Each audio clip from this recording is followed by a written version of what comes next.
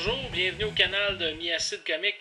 Aujourd'hui, on fait une petite revue de l'hélicoptère vintage Tiger Force, le Tiger Fly des G.I. Joe. Pour l'occasion, j'ai intégré Tripwire, ou en français déclencheur, sur le jouet là, pour juste l'amusement qui vient avec. Premièrement, moi je trouve que le Tiger Force de G.I. Joe là, des années 80, c'était un excellent concept. Ça fait des jouets avec du punch. C'est des jouets qui sont excellents. Écoute, je pense pas qu'un enfant pourrait passer à côté de ce jouet-là puis pas faire Ah, wow! Il est vraiment cool cet hélicoptère-là. Non, honnêtement, c'est vraiment bien le Tiger Force. Je trouve que c'est très très bien aussi d'avoir intégré des figurines dans cette gamme-là. Surtout faire des petits remakes de certaines figurines clés intéressantes dans le Tiger Force. C'est encore mieux. Pour retourner au fameux hélicoptère, le Tiger Fly, il y a beaucoup d'accessoires qui viennent avec ça, c'est-à-dire 6 missiles.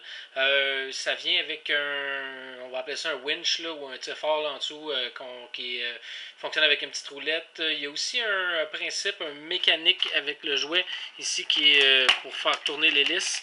Voilà, c'est quand même très très intéressant. Puis côté jeu, c'est très amusant. On passe des heures et des heures de plaisir à jouer avec ça là, quand on est tout petit. J'appréciais vraiment beaucoup jouer là quand j'étais plus jeune.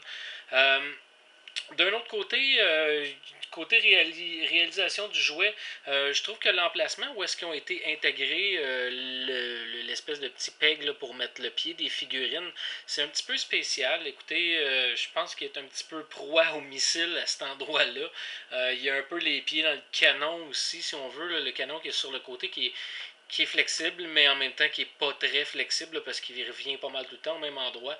Et en plus, c'est un hélicoptère de chasse. Là. Encore là, je comprends pas vraiment qu'est-ce que le petit peg pour mettre une figurine vient faire là-dedans.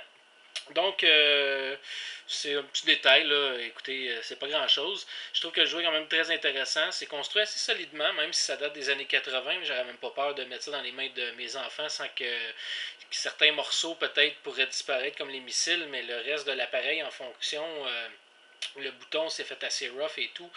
Donc, non, vraiment pas peur. Je pense que c'est du solide, comme la plupart des jouets de G.I. Joe là, que je vois qui datent des années 80.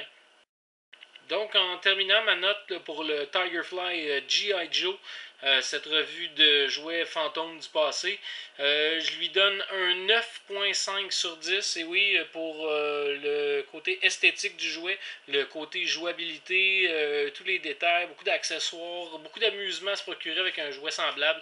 Donc, merci d'avoir été là et à la prochaine.